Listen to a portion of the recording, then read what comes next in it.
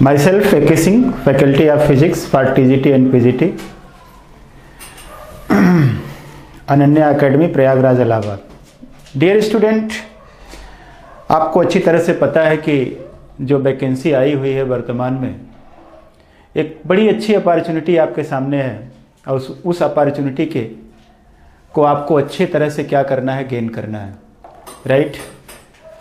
Opportunity को gain करने की जो तरीके हैं, जो आप माध्यम अपनाते हो, किसी कोचिंग से जुड़ते हो या कुछ जो भी आप करते हो या स्वयं से भी अपनी प्रिपरेशन करते हो, तो उसमें इन बातों को जानना बेहद ज़रूरी हो जाता है कि हम क्या पढ़ें क्या छोड़ें। किसी भी सब्जेक्ट की जो लिमिट है वो तो बहुत अधिक है। अगर हम सब्जेक्ट की प्रिपरेशन करना चाहें, उसको उसमें जानकारी करना चाहें, तो इतना समय लग जाता है कि जीवन भर आप चीज़ों को नहीं कर पाओगे, समझ नहीं पाओगे ना। तो सिलेबस के अकॉर्डिंग पढ़ना है और कम समय में अच्छे ढंग से प्रिपरेशन करना है ना। तो ज़रूरी है कि एक अनुभवी टीम का मार्गदर्शन आपको मिले, जिससे आप अपने टारगेट को अच्छे ढंग से कम समय में अचीव कर पाओ। मैं कुछ पॉइंट को डिस्कस करना चाहता हूं आपसे, किस तरह के क्वेश्चन टीजीटी पीजीटी में पूछे जाते हैं और उनका रिलेशन कहां से होता है, किस चैप्टर से किस तरह के क्वेश्चन पूछे जाते हैं। जैसे 2016 का एक क्वेश्चन मैं उठाऊं आपसे डिस्कस करूं, तो 2016 में क्वेश्चन पूछा गया है, विच one of the following is the weakest force of the nature, right. लिखा क्या गया, विच one of the following is weakest force of nature, weakest fundamental force of nature, fundamental force of nature, right. Fundamental force of nature, प्रकृति का सबसे कमजोर बल कौन सा है। विच one of the following is weakest fundamental force of the nature, सबसे कमजोर बल प्रकृति का कौन सा है। जैसे ऑप्शन दिया आपको, पहला ऑप्शन दिया A, gravitational force, gravitational force, right, जिसको हिंदी में कहते हो गुरुत्वाकर्षण बल। दूसरा आपको दिया इलेक्ट्रोमैग्नेटिक फोर्स, इलेक्ट्रोमैग्नेटिक फोर्स, आप इसको बोलते हो विद्युत चुंबकीय बल। तीसरा जो ऑप्शन बी है, ऑप्शन सी आपके सामने दिया कि strong nuclear force, strong nuclear force, right, प्रबल नाभिकीय बल। और चौथा ऑप्शन आपको दे दिया गया weak nuclear force, weak nuclear force. अब देखो जरा सा, आपके सामने चार ऑप्शन है। पहली बात तो आपको ये जानना जरूरी है कि फंडामेंटल फोर्स क्या होता है। ये चारों फंडामेंटल फोर्स हैं नेचर में। नेचर में चार ही तरह के फंडामेंटल फोर्सेस होते हैं। और जानकारी के लिए आपको बता दूं कि ग्रेविटेशनल फोर्स जो होता है वह नेचर का सबसे वीकेस्ट फंडामेंटल फोर्स है, सबसे कमजोर मौलिक बल है, राइट।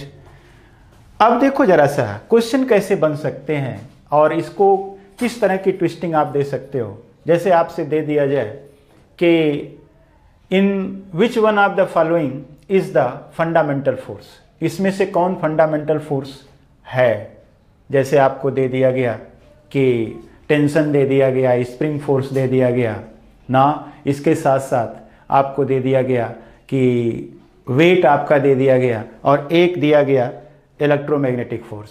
तो बट नेचुरल है कि इलेक्ट्रोमैग्नेटिक फोर्स ही फंडामेंटल फोर्स है, बाकी जितने भी फोर्स हैं वो इलेक्ट्रोमैग्नेटिक फोर्स या जितने भी फंडामेंटल फोर्सेस हैं उनके टाइप में आते हैं, राइट। तो ये जानना जरूरी है कि क्वेश्चन किस चैप्टर से राइज हुआ है और उस चैप्टर में और कौन कौन से क्वेश्चन बन सकते हैं या उस चैप्टर के और कौन कौन से जो है पॉपुलर पॉइंट्स हैं जहां से क्वेश्चन क्या किया जा सकता है, पूछा जा सकता है, राइट। जैसे मैं आपसे कह रहा हूं कि ये जो क्वेश्चन है ये एराइज हुआ है फिजिकल वर्ल्ड से, ये क्वेश्चन एराइज हुआ है फिजिकल वर्ल्ड से, राइट। ये भौतिक जगत से क्वेश्चन उठा हुआ है, क्लियर। फिजिकल वर्ल्ड जैसा कि ये फिजिक्स के बारे में ही बताता है, फिजिकल वर्ल्ड फिजिक्स के बारे में बताता है। और आपको मैं बताऊं कि भौतिक जगत से संबंधित चीज़ों को अगर अध्ययन किया जाए तो पहले तो फिजिक्स ही क्या करता है, फिजिकल वर्ल्ड के बारे में क्या करता है, एक्सप्लेनेशन करता है, आप देखो जरा सा, फिजिक्स शब्द की जो ओरिजिन है, फिजिक्स शब्द की जो ओरिजिन है वो ग्रीक लेटर फ्यूसिस से है, फ्यूसिस से, जिसका मतलब क्या होता है, नेचर होता है, राइट। इसका मतलब प्रकृति होता है, क्लियर। प्रकृति को हिंदी में इसका मतलब प्रकृति है फ्यूसिस का, और इंग्लिश में मतलब है नेचर। तो फिजिक्स करता क्या है, प्रकृति में घटने वाली घटनाओं की व्याख्या करता है ना। तो भौतिक विज्ञान में आप करते क्या हो, प्रकृति में घटने वाली घटनाओं की आप व्याख्या करते हो भौतिक विज्ञान में, राइट। प्राकृतिक घटनाएं कौन कौन सी हैं, जैसे देखो बेटा सा, कोई घटना अगर नेचर में घटे और उसके लिए आपको प्रयास करना हो तो प्राकृतिक घटना नहीं कहलाएगी। प्राकृतिक घटनाएं ऐसी घटनाएं होती हैं जो समय समय पर क्या करती हैं, घटती जाती हैं, इनके लिए कोई प्रयास नहीं करना होता है। जैसे किसी बाल को अगर ऊपर की तरफ फेंका जाए तो बाल का मैक्सिमम ऊंचाई पर पहुंचने के बाद नीचे आना एक प्राकृतिक घटना है। फिजिक्स इसी प्राकृतिक घटना को क्या करता है, पढ़ता है, उसी की जानकारी करता है कि बाल नीचे क्यों आ रहा है, बाल को नीचे आने में कितना समय लगेगा ना, और किस वेलोसिटी से आएगा, कितने समय में अर्थ से टकराएगा। ये सब फिजिक्स का क्या है, ये सब फिजिक्स के पार्ट हैं, इनको हम फिजिक्स के अंतर्गत ही पढ़ते हैं। देखो प्राकृतिक घटनाएं क्या हैं, जैसे देखो कि जब आप किसी टैंक में स्नान कर रहे हो तो पानी आपको बार बार ऊपर की तरफ फेंकता है, ये एक प्राकृतिक घटना है। अब फिजिक्स क्या करता है, इसी घटना की एक्सप्लेनेशन करता है, राइट, कि पानी ऊपर की तरफ क्यों फेंक रहा है, ये प्राकृतिक घटना है। आर्किमिडीज ने इसी प्राकृतिक घटना के लिए, प्राकृतिक घटना की एक्सप्लेनेशन के लिए अपना क्या दिया, लॉ ऑफ फ्लोटेशन का सिद्धांत दिया, राइट। तो फिजिक्स में जैसे जैसे कोई नई घटना घटती है उसके एक्सप्लेनेशन के लिए आप नियमों को क्या करते हो, बनाते हो, यह फिजिक्स का क्या कहलाता है, लॉ कहलाता है, सिद्धांत बन जाता है, राइट।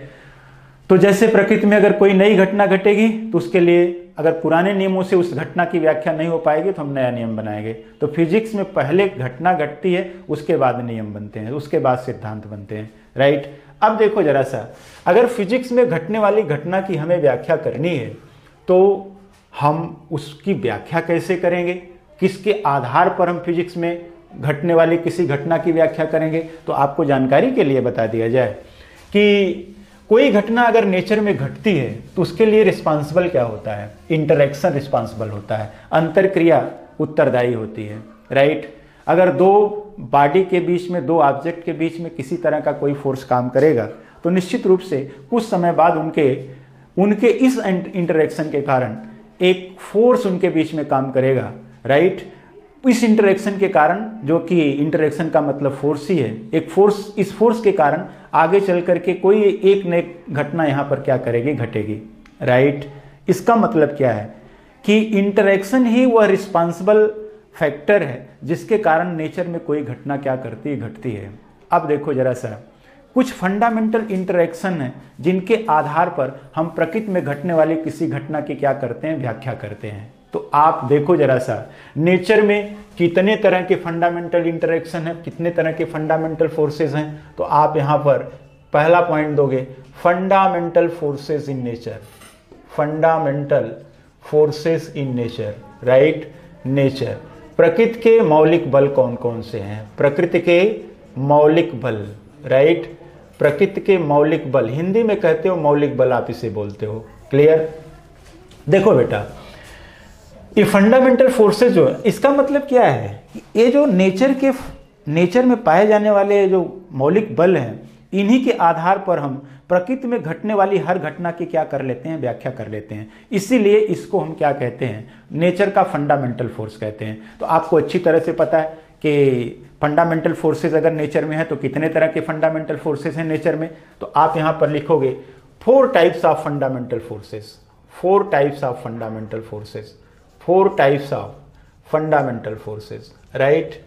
फंडामेंटल फोर्सेस, 4 प्रकार के मौलिक बल हैं, 4 प्रकार के मौलिक बल हैं, राइट। 4 प्रकार के मौलिक बल हैं। देखो बेटा, अब आपसे यही क्वेश्चन बन जाए कि कितने तरह के फंडामेंटल फोर्सेस हैं, 4 3 2 1 ऐसे दे दिया जाए तो आपको पता होना चाहिए कि 4 प्रकार के मौलिक बल होते हैं। पहला हमारा कौन सा है, ग्रेविटेशनल फोर्स है, ग्रेविटेशनल फोर्स है, राइट। पहला जो फोर्स है वह हमारा ग्रेविटेशनल फोर्स है। दूसरा जो फोर्स है वह हमारा इलेक्ट्रोमैग्नेटिक फोर्स है, इलेक्ट्रोमैग्नेटिक फोर्स है, राइट। इलेक्ट्रोमैग्नेटिक फोर्स है, इसको हिंदी में कहते हो विद्युत चुंबकीय बल है, विद्युत चुंबकीय बल है, राइट। इसी के साथ तीसरा जो नेचर का फंडामेंटल फोर्स है वह हमारा क्या है, स्ट्रांग न्यूक्लियर फोर्स है, स्ट्रांग न्यूक्लियर फोर्स है, राइट। यह हमारा है प्रबल नाभिकीय बल है, प्रबल नाभिकीय बल है, राइट। चौथा जो हमारा फोर्स है फंडामेंटल फोर्स नेचर का जो मौलिक बल चौथा है हमारा, शायद नीचे दिखाई न दे इसलिए इसको हम ऊपर लिख रहे हैं। चौथा जो फंडामेंटल फोर्स है नेचर का वह हमारा है weak nuclear force, weak nuclear force, weak nuclear force, right. यह हमारा कमजोर नाभिकीय बल, इसको हिंदी में क्या कहोगे, कमजोर नाभिकीय बल, कमजोर नाभिकीय बल, राइट। यह हमारा कहलाया कमजोर नाभिकीय बल। ये चार प्रकार के फंडामेंटल फोर्सेस हैं। अब देखो जरा सा, इसको हमने चार ही प्रकार के फंडामेंटल फोर्सेस के रूप में क्यों एक्सप्लेन किया, क्योंकि इन्हीं चार प्रकार के बल से, चार प्रकार के फोर्सेस से हम नेचर में घटने वाली हर घटना की क्या कर लेंगे, व्याख्या कर लेंगे, राइट। अगर हम कोई भी चार प्रकार के बल से नेचर में घटने वाली हर घटना की व्याख्या कर लेंगे तो ये हमारे क्या कहलाएंगे, फंडामेंटल फोर्सेस कहलाएंगे नेचर के। और बाकी जितने बल आप पढ़ते हो वो इन्हीं के प्रकार होते हैं, इन्हीं के प्रकार में आते हैं, टाइप में आते हैं, राइट। चार ही हमारे क्या हैं, फंडामेंटल फोर्सेस हैं नेचर के। अब देखो जरा सा, वन बाय वन करके हम डिस्कस करते हैं कि कौन सा बल किस तरह की घटना की प्रकृति में क्या करता है, व्याख्या करता है, और कारण किस कारण से लगता है, राइट, किस कारण से लगता है उसकी व्याख्या हम करते हैं। जैसे पहला फंडामेंटल फोर्सेस नेचर का है हमारा कौन सा है, ग्रेविटेशनल फोर्स है, राइट, ग्रेविटेशनल फोर्स है। यह हमारा गुरुत्वाकर्षण बल है। नाम आपने सुना होगा, क्योंकि आप जिस लेवल की प्रिपरेशन कर रहे हैं उस लेवल में आपको सारी जानकारियां तो हैं, उस जानकारी को सिस्टमेटिक वे में रखना है, और सिस्टमेटिक वे में रख करके कितने कम समय में हम अपनी प्रिपरेशन को क्या कर लें, कंप्लीट कर लें, क्या पढ़ें क्या छोड़ें, इन बातों की जो जानकारी है वो किसी एक्सपीरियंस्ड फैकल्टी से ही आपको मिल सकती है, जो हम लोगों के द्वारा आपको प्रोवाइड किया जा रहा है, राइट। जैसे देखो ग्रेविटेशनल फोर्स है नेचर का, तो ग्रेविटेशनल फोर्स कब काम करता है तो आपको अच्छी तरह से पता होना चाहिए। ग्रेविटेशनल फोर्स उन दो बॉडी के बीच में काम करता है जिसमें मास होता है। अगर बॉडी में मास नहीं है तो वहाँ पर ग्रेविटेशनल फोर्स की कल्पना हम नहीं कर सकते हैं। जैसे मैंने आपसे कहा कि दो पॉइंट मासेस हैं m1 और m2 के, इनके बीच का सेपरेशन क्या है, इनके बीच का सेपरेशन r है, तो इनके बीच जो लगने वाला ग्रेविटेशनल फोर्स है उसको हमने कहा Gm1 m2 बाई r² होता है। G हमारा क्या है, G यूनिवर्सल ग्रेविटेशनल कांस्टेंट है, राइट, यूनिवर्सल ग्रेविटेशनल कांस्टेंट है, यूनिवर्सल ग्रेविटेशनल कांस्टेंट, राइट। इसको अगर हिंदी में लिखा जाए तो इसको कहोगे आप कि सार्वत्रिक गुरुत्वाकर्षण नियतांक है, राइट, सार्वत्रिक गुरुत्वाकर्षण नियतांक है, सार्वत्रिक गुरुत्वाकर्षण नियतांक है। जी की जो वैल्यू होती है वो कितनी होती है, G is equal to 6.67 10⁻⁻11 newton metre square पर किलोग्राम स्क्वायर, ये जी की वैल्यू होती है, राइट। देखो बेटा, अब आप सोचो जरा सा, ये जो ग्रेविटेशनल फोर्स काम करता है ये दो बॉडी के बीच में तब काम करता है जब बॉडी में मास हो। अगर मास नहीं है तो वहां पर हम ग्रेविटेशनल फोर्स के बारे में सोच भी नहीं सकते।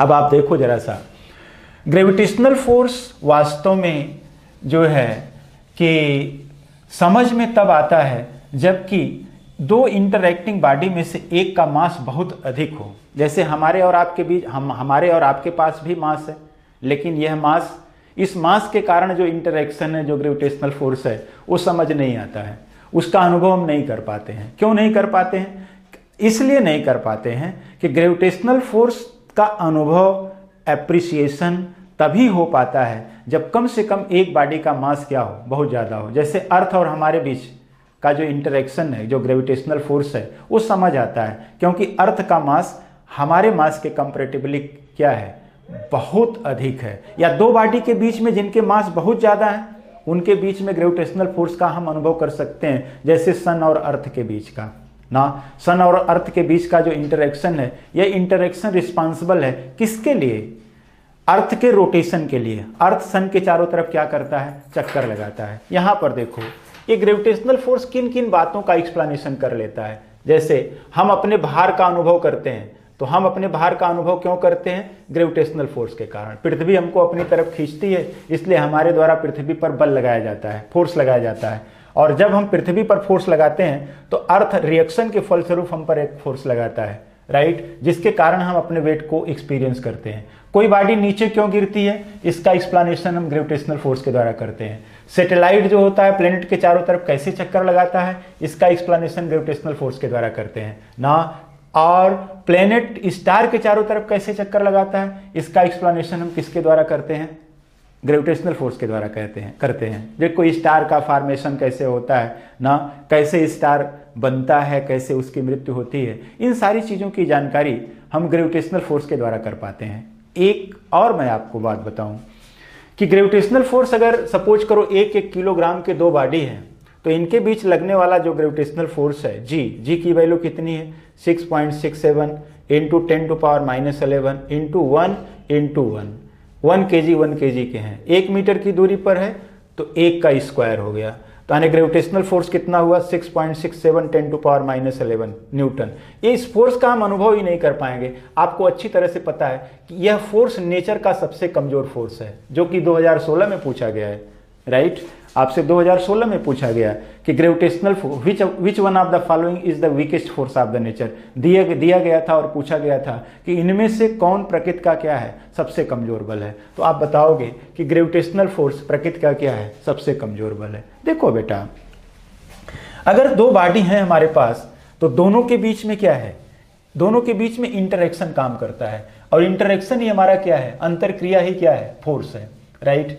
लेकिन यह इंटरेक्शन किसी न किसी माध्यम के थ्रू होता है। बिना माध्यम के इंटरेक्शन संभव ही नहीं है। जैसे हम आपसे कहें कि दो लोग अगर आपस में जुड़े, दो लोग आपस में कब जुड़ते हैं? इनके बीच में फोर्स, आकर्षण का फोर्स कब काम करता है? अगर सपोज करो ये दोनों हमारे क्या करते, किसी बाल को एक्सचेंज कर रहे होते, बाल की अदला बदली करते, तो ये दोनों निश्चित रूप से एक दूसरे से किसी फोर्स से क्या कर जाएंगे? बध जाएंगे ना। बाल दे रहा है, वो बाल को ले रहा है, ये दोनों की बॉन्डिंग बन गई, और उस बॉन्डिंग का काम कौन करता है? बाल कर रहा है, राइट।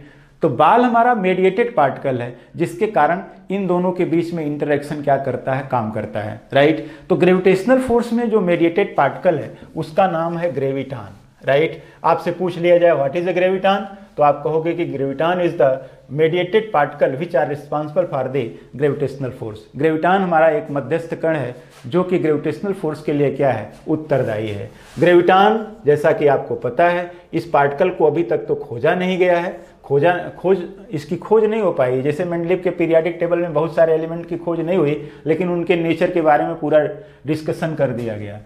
इस ग्रेविटान का जो स्पिन है वो टू होता है, स्पिन 2 होता है। इसका मास 0 होता है, इसमें मास नहीं होता, और इसमें किसी तरह का कोई चार्ज नहीं होता, चार्ज भी 0 होता है। तो ये हमारा रहा क्या? Gravitational force. तो इसमें याद रखने की बात क्या है? नेचर का सबसे कमजोर बल है। समझ में तब आता है जब कम से कम एक बॉडी का द्रव्यमान दूसरे के कंपैरेटिवली क्या हो? बहुत ज़्यादा हो, या दोनों के द्रव्यमान क्या हो? बहुत अधिक हो। द्रव्यमान बहुत अधिक होंगे तभी ग्रेविटेशनल फोर्स का हम अनुभव कर पाएंगे। दूसरा जो नेचर का फंडामेंटल फोर्स है वो हमारा इलेक्ट्रोमैग्नेटिक फोर्स है। इलेक्ट्रोमैग्नेटिक फोर्स है, राइट। यह देखो जरा सा, इलेक्ट्रोमैग्नेटिक फोर्स जिसकी हिंदी क्या है? विद्युत चुंबकीय बल है। विद्युत चुंबकीय बल है। देखो बेटा, इलेक्ट्रोमैग्नेटिक फोर्स जैसा कि पहले आपको 19वीं सेंचुरी के पहले माना जाता था, इलेक्ट्रिसिटी और मैग्नेटिज्म साइंस की दो अलग अलग ब्रांच हैं। लेकिन ओरेस्टेड के जो है एक्सपेरिमेंट ने 19वीं सेंचुरी में ओरेस्टेड के एक्सपेरिमेंट ने शो कर दिया कि कोई भी करंट कैरिंग कंडक्टर, कोई भी धारावाही चालक अपने चारों तरफ चुंबकीय क्षेत्र पैदा करता है। अतः इलेक्ट्रिसिटी और मैग्नेटिज्म साइंस की दो अलग अलग ब्रांच नहीं है, बल्कि साइंस की एक ही ब्रांच है। बाद में कहा गया कि लाइट भी इलेक्ट्रोमैग्नेटिक वेव है, तो लाइट को भी इसी कैटेगरी में कैटेगराइज किया गया कि यह भी हमारा इलेक्ट्रोमैग्नेटिक फोर्स या इसी इंटरेक्शन का क्या है? परिणाम है, राइट। इलेक्ट्रोमैग्नेटिक फोर्स एटम और मॉलिक्यूल के बीच लगने वाला फोर्स होता है ना, परमाणुओं और अणुओं के बीच लगने वाला फोर्स होता है। वास्तव में ये किस तरह का फोर्स होता है? जितने भी फोर्स पुलिंग और पुशिंग टाइप के होते हैं, कांटेक्ट के कारण होते हैं, वे सारे के सारे क्या हैं? इलेक्ट्रोमैग्नेटिक हैं, राइट। जैसे पुलिंग और पुशिंग फोर्स हमारे क्या क्या हैं? इलेक्ट्रोमैग्नेटिक फोर्स हैं। जैसे स्प्रिंग फोर्स है, टेंशन है, स्टिंग का टेंशन है, राइट, विस्कस फोर्स है, श्यान बल है, फ्रिक्शनल फोर्स है, ये सारे हमारे क्या हैं? इलेक्ट्रोमैग्नेटिक फोर्स हैं। वास्तव में यह फोर्स तब काम करता है जब बॉडी पर क्या हो? चार्ज हो या कोई मैग्नेटिक फील्ड यहाँ पर क्या करती हो? क्रिएट कर जाए, तब भी यह फोर्स काम करता है। मैं अगर आप चार्ज के कारण इलेक्ट्रोमैग्नेटिक फोर्स को डिस्कस करूं तो कूलम के नियम के द्वारा हम इलेक्ट्रोमैग्नेटिक फोर्स को डिफाइन कर सकते हैं। यहाँ पर हम क्या लिखेंगे? F इक्वल टू के Q1 Q2 अपान कितना? R²। Q1 Q2 चार्ज है, ये फोर्स तब काम करता है जब बॉडी पर चार्ज हो। K हमारा क्या है? K is electrostatic proportionality constant है, इलेक्ट्रोस्टैटिक प्रोपोर्शनलिटी कांस्टेंट है, राइट। यह हमारा प्रोपोर्शनलिटी कांस्टेंट है, क्लियर। यह हमारा क्या है? स्थिर विद्युत नियतांक है। K की वैल्यू अगर सभी SI सिस्टम में हो तो K की वैल्यू 1/4πε0 या 9 × 10⁹ कितना होता है? न्यूटन मीटर स्क्वायर पर कूलम स्क्वायर होता है। ये इतने के बराबर होता है, क्लियर। देखो बेटा, यह प्रकृति का दूसरा सबसे मजबूत बल है, राइट। इलेक्ट्रोमैग्नेटिक फोर्स पहला मजबूत बल स्ट्रांग न्यूक्लियर फोर्स है। दूसरा कौन सा है? दूसरा हमारा इलेक्ट्रोमैग्नेटिक फोर्स है। इस स्ट्रांगनेस में, मजबूती में सबसे मजबूत तो न्यूक्लियर फोर्स है, स्ट्रांग न्यूक्लियर फोर्स है। दूसरे नंबर पर कौन आता है? इलेक्ट्रोमैग्नेटिक फोर्स आता है, विद्युत चुंबकीय बल आता है। अगर हम आपसे डिस्कस करें तो वास्तव में दो प्रोटॉन के बीच का अगर गुरुत्वाकर्षण बल, ग्रेविटेशनल फोर्स और इलेक्ट्रोमैग्नेटिक फोर्स को कंपेयर किया जाए तो हम ये पाते हैं कि जो इलेक्ट्रोमैग्नेटिक फोर्स है Fe that is equal to 10⁻36 times of Fg, right. Electrostatic force जो दो प्रोटॉनों के बीच में काम करता है वह ग्रेविटेशनल फोर्स का 10⁻36 गुना होता है। जैसे ये प्रोटॉन है, प्रोटॉन पर मास कितना है बेटा? 1.67 10⁻⁻27 kg, ये प्रोटॉन का मास है। चार्ज कितना है? 1.6 × 10⁻⁻19 कूलम चार्ज का है। अब देखो, मास के कारण ग्रेविटेशनल फोर्स होगा, चार्ज के कारण इलेक्ट्रोस्टैटिक फोर्स होगा। तो अगर हम चार्ज के कारण इलेक्ट्रोस्टैटिक फोर्स निकालें और ग्रेविटेशनल फोर्स निकालें तो हम ये पाते हैं कि इलेक्ट्रोस्टैटिक फोर्स 10⁻36 टाइम्स ग्रेटर होता है किसका? ग्रेविटेशनल फोर्स का, राइट। उससे 10⁻36 गुना अधिक होता है, राइट। यह नेचर का सेकेंड स्ट्रांगेस्ट फोर्स है। This is the second strongest force of nature, strongest force of nature ना, यह प्रकृति का स्ट्रांगेस्ट फोर्स ऑफ नेचर, यह प्रकृति का दूसरा मजबूत बल है, स्ट्रांगेस्ट फोर्स ऑफ नेचर। इसमें जो मेडिएटेड पार्टिकल है वह हमारा फोटॉन है, फोटॉन मेडिएटेड पार्टिकल है। जैसा आपको पता है कि फोटॉन एनर्जी का बंडल है जो लाइट की वेलोसिटी से ही क्या करता है? मूव करता है। इसमें मास, इसका रेस्ट मास 0 होता है और इसमें चार्ज नहीं होता है। ये प्रॉपर्टी है किसकी? इलेक्ट्रोमैग्नेटिक फोर्स की, राइट। ये दूसरा सबसे मजबूत बल है, ध्यान रहे आपको। तीसरा जो फोर्स है हमारा वो स्ट्रांग न्यूक्लियर फोर्स है, स्ट्रांग न्यूक्लियर फोर्स है।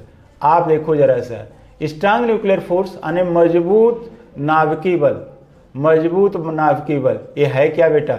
ये नेचर का सबसे मजबूत बल है ना। This is the strongest force of nature, strongest force of nature, right. Strongest force of nature, यह प्रकृति का क्या है? सबसे मजबूत बल है, राइट। इस बल की ओरिजिन कैसे हुई? तो आप देखो जरा सा, न्यूक्लियस है, न्यूक्लियस की साइज कितनी होती है? 10⁻⁻15 मीटर। इस छोटे से साइज में होता क्या है? प्रोटॉन होता है और न्यूट्रॉन होता है, राइट। न्यूट्रॉन चार्जलेस होता है, प्रोटॉन पर चार्ज होता है। प्रोटॉन अगर एक दूसरे के बिल्कुल नज़दीक हैं, 10⁻⁻15 मीटर की दूरी पर हैं, तो एक दूसरे को रिपेल करेंगे, इलेक्ट्रोमैग्नेटिक फोर्स काम करेगा इनके बीच में। इनके बीच में इलेक्ट्रोमैग्नेटिक फोर्स काम करेगा तो होगा क्या कि यह प्रोटॉन एक दूसरे से दूर जाएंगे, एक दूसरे से दूर जाएंगे तो नाभिक की स्टेबिलिटी प्रभावित होगी, नाभिक का जो अस्थायित्व है वो खतरे में आ जाएगा, राइट। अब अगर नाभिक स्टेबल है तो कारण क्या है, तो यह कहा गया कि प्रोटॉन में मास होता है, न्यूट्रॉन में मास होता है, तो ग्रेविटेशनल फोर्स काम करता है, ग्रेविटेशनल फोर्स आकर्षण फोर्स होता है ना, और यह नाभिक को स्टेबल बनाता है।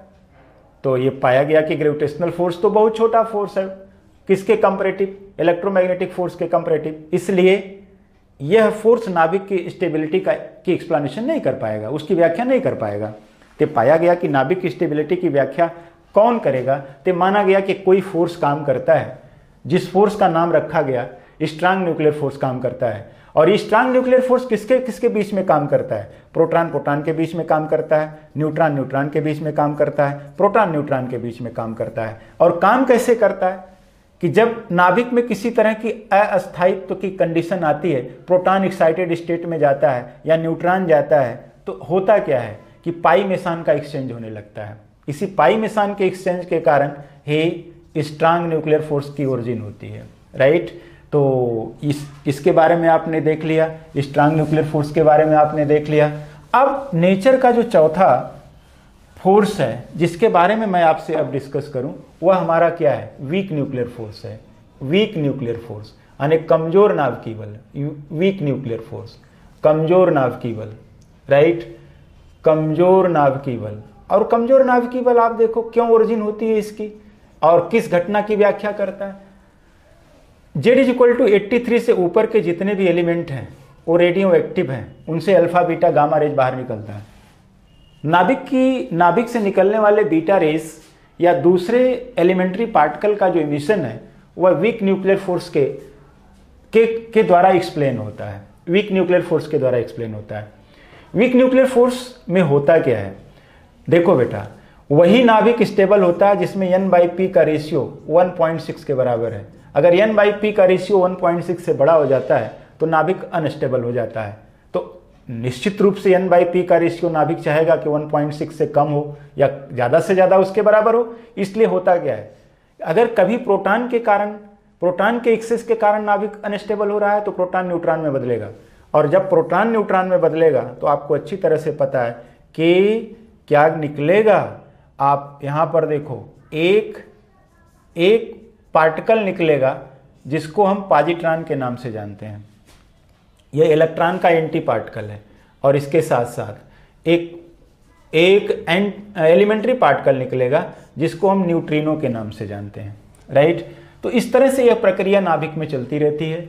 इसमें जो मेडिएटेड पार्टिकल है वो हमारा क्या है, बोसान है। इसमें मेडिएटेड पार्टिकल हमारा बोसान है। अब देखो क्वेश्चन कैसे बना बेटा कि विच one of the following is correct, right. एक क्वेश्चन देख लो आप, विच one of the following is correct, which one of the following is correct. दिए गए में से कौन सही है, ये स्टेटमेंट दिए गए हैं और आपको बताना है कि इसमें कौन सा सही है। तो पहला स्टेटमेंट मैंने दिया कि strong nuclear force is greater than weak nuclear force and this is greater than electromagnetic force, और यह ग्रेटर है हमारा ग्रेविटेशनल फोर्स से। क्या ये रिलेशन सही है, तो आपको समझ आना चाहिए हर बात को। बी ऑप्शन दिया कि स्ट्रांग न्यूक्लियर फोर्स हमारा क्या है, ग्रेटर है किससे, इलेक्ट्रोमैग्नेटिक फोर्स से, और इलेक्ट्रोमैग्नेटिक फोर्स ग्रेटर है किससे, वीक न्यूक्लियर फोर्स से, और वीक न्यूक्लियर फोर्स ग्रेटर है किससे, ग्रेविटेशनल फोर्स से। ऐसे ऑप्शन 4 ऑप्शन दे दिए तो आपको बट नेचुरल है, आपको पता है कि स्ट्रांग न्यूक्लियर फोर्स ग्रेटर है इलेक्ट्रोमैग्नेटिक फोर्स से, और इलेक्ट्रोमैग्नेटिक फोर्स ग्रेटर है वीक न्यूक्लियर फोर्स से, और वीक न्यूक्लियर फोर्स ग्रेटर है किससे, ग्रेविटेशनल फोर्स से। यानी ग्रेविटेशनल फोर्स नेचर का क्या है, सबसे वीकेस्ट फोर्स है। इस तरह से हमें चीज़ों को पढ़ना है, आगे बढ़ना है ना। हम लोग अपनी जो है कि संस्था में बैच को आरंभ कर चुके हैं। आप लोग अनुभव का फ़ायदा लीजिए, ज्वाइन करिए बैच को और क्वालिफाई करिए। That's all.